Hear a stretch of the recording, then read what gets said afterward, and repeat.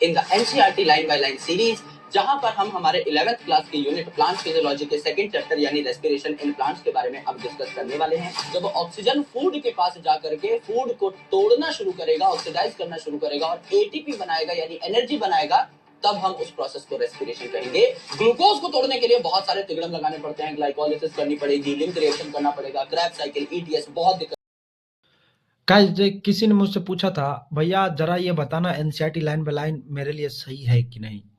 तो गाइस सबसे पहले ये वीडियो बनाने का सबसे पहला एक ही इम्पोर्टेंट रीज़न है कि ये एनसीईआरटी लाइन बाय लाइन जो विपिन सर कराए हैं ये सच में यूजफुल है या नहीं। तो गाइस जी ये डिपेंड करता है ये यूजफुल है कि नहीं, ये डिपेंड मेरे और आप पे नहीं करता है, ये इसे पढ़ कौन रहा है उस पर डिपेंड करता है।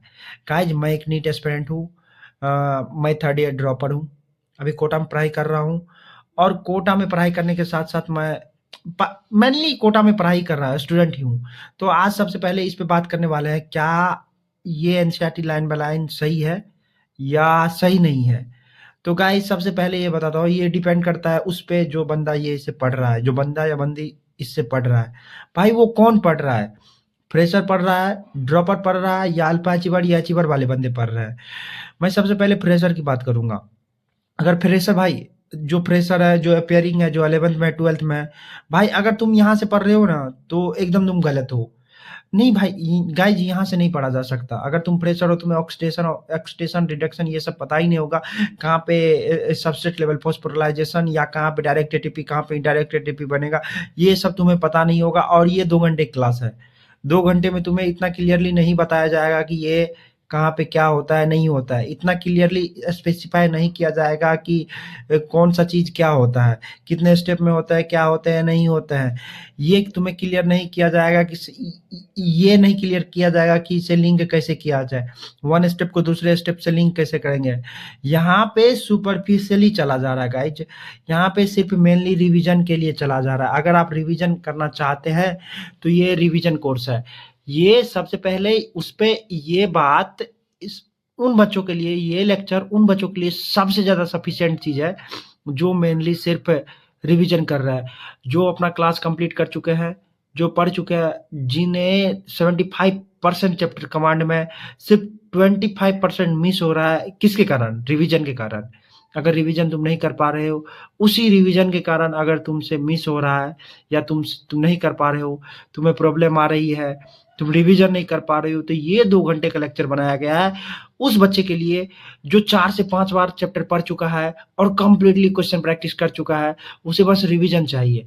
तो रिवीजन चाहिए तो वो ये लेक्चर देख के रिवीजन कर सकता है। वो उसके लिए ये बनाया गया है, किसी फ्रेशर बच्चे के लिए नहीं बनाया गया। ड्रॉपर पढ़ सकता है, 12th पास आउट है आप तो बेशक पढ़ सकते हैं, कोई दिक्कत नहीं। ये एक बहुत ही बेहतरीन चीज़ है। यहाँ से आप रैपिड में इंस्टेंट बहुत ही अच्छे से सारा का सारा क्वेश्चन प्रैक्टिस कर पाएंगे। सबसे अच्छा तरीका, सबसे बेहतरीन तरीका, अगर आपको खुद से रिवीजन करने में बोरियत फील होता है तो आप ये कंप्लीट लेक्चर देखें और एक बार एनसीईआरटी इस साइड से उस साइड रीड कर ले तो सारा कॉन्सेप्ट आपके ब्रेन में रिकॉल हो जाएगा।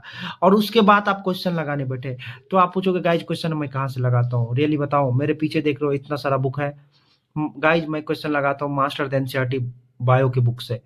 भाई बहुत बेहतरीन है बुक, बहुत ही अच्छा बुक है।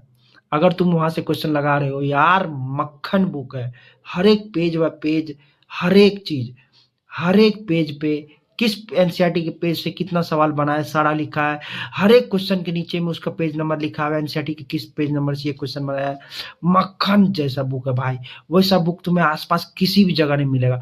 और एनसीईआरटी में जितने प्रकार के क्वेश्चन फ्रेम हो सकते हैं बायो के, तो वहाँ मास्टर एनसीईआरटी में सारा का सारा है। तो मैं तुम्हें सजेस्ट करूंगा भाई, अगर तुम फ्रेशर हो ड्रॉपर हो, सबसे पहले मास्टर एनसीईआरटी एक बार लगा लो। अगर कभी नहीं, चाहे ड्रॉपर हो, फ्रेशर हो या एंथ्यूज में हो, नर्चर में हो या कोई भी क्यों ना हो भाई, अगर तुम मास्टर एनसीईआरटी बुक नहीं लगाए हो तो एक बार लगा के देखो भाई, बायो एकदम टिप्स पे आ जाएगा। अगर उसको मास्टर एनसीईआरटी में जितने क्वेश्चन है तुम्हें 10 बार लगा लिए सारे, भाई चैप्टर यू चुटकी में बनता है भाई, चुटकी में। मैं खुद से सारा चीज किया हूँ, भाई चैप्टर ने एकदम मक्खन जैसे निकलता है पूरा चैप्टर। तो भाई एक बार करके देखो, जरूरी है, अगर कर लोगे तो बहुत बेहतर होगा। एक बार करके देखो, बाकी तो तुम्हारा अपना राह ही चलेगा। तो मिलते हैं किसी दूसरे वीडियो में। Bye bye guys, take care. बताऊंगा कल क्या पढ़ाऊं नहीं पढ़ाऊं। Okay, bye bye.